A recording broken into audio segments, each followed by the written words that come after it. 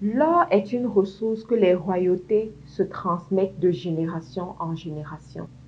Aujourd'hui, nous allons voir le pouvoir de l'or dans ta vie. Nous allons continuer dans l'optique de notre présentation de l'or, la myrrhe et l'encens, les trois cadeaux que Jésus a reçus des trois mages. Déjà, il faut que tu comprennes c'est quoi l'or. L'or, c'est déjà un métal. C'est une ressource épuisable. La symbolique de l'or, c'est quoi? C'est la royauté, la richesse, la puissance, l'héritage et la convoitise. Alors, comment est-ce que cela peut t'enseigner aujourd'hui? J'aimerais que tu comprennes que la Bible fait de nous des sacrificateurs et rois. Durant les 2 derniers jours, nous avons vu la myrrhe et l'encens qui rentrent dans notre dimension de sacrificateur auprès de l'Éternel. Aujourd'hui, nous allons voir l'or qui rentre dans notre dimension de roi en tant qu'enfant de Dieu. Alors, l'or dans ta vie, ça signifie quoi?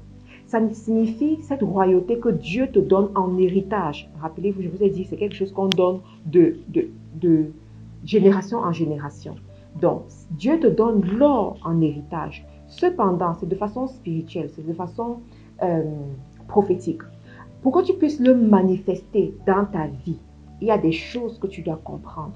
Il y a des choses que tu dois intérioriser et mettre en place dans ta vie.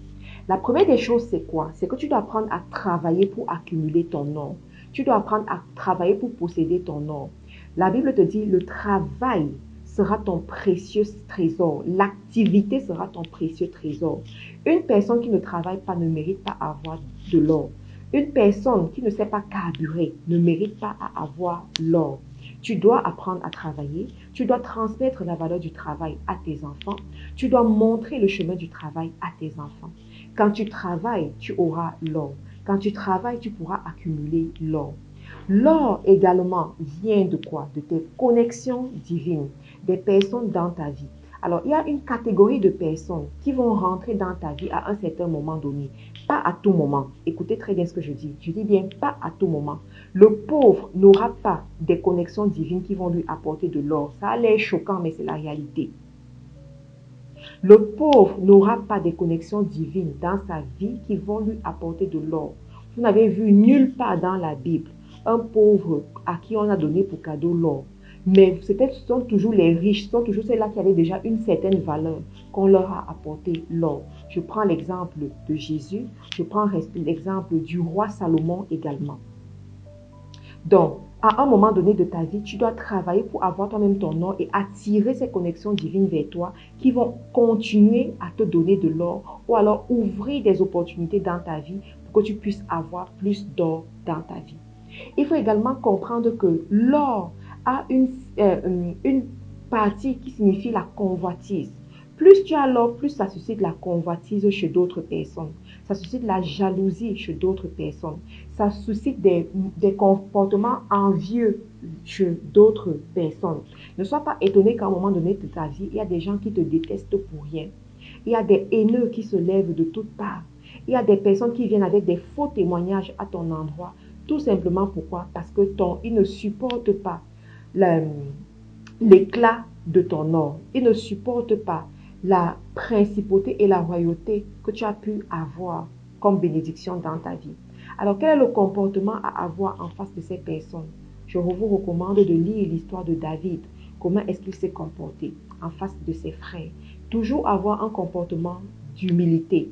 La Bible te dit, tu viens contre moi avec la lance et le javelot, et je viens contre toi avec l'Éternel des armées. Tu ne vas pas en guerre comme l'ennemi, mais tu vas en guerre avec l'Éternel des armées. C'est l'Éternel des armées qui combat pour toi. Parce que tes ennemis sont prêts à t'abattre, ils sont prêts à t'anéantir, ils sont prêts à tout faire. Mais l'Éternel des armées, qui tient le cœur des rois et qui maîtrise toutes choses sur la terre, combattra pour toi, mettra devant toi ce qu'il faut, disposera les anges pour combattre pour toi.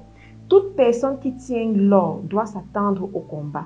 Toute personne qui est appelée à la royauté doit s'attendre au combat et doit évoluer en sachant utiliser les armes divine que Dieu met à sa disposition. L'or te permet également d'être une bénédiction pour d'autres personnes.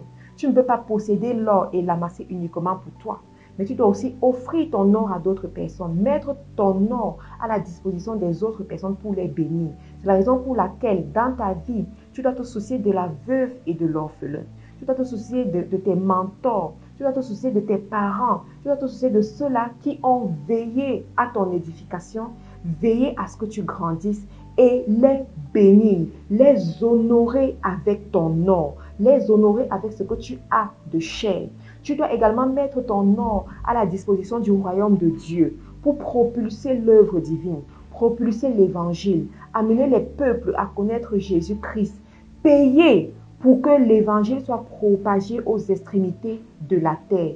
Et c'est comme cela que Dieu va accroître ton or. Dieu va remplir tes greniers. Dieu va t'aider à aller davantage. Merci encore pour ton attention ce matin. Tu peux nous suivre sur les réseaux sociaux à travers notre page Facebook Faiseurs d'Espoir International FTE, ainsi que notre compte YouTube et notre chaîne, notre compte Instagram également. Et à la prochaine fois.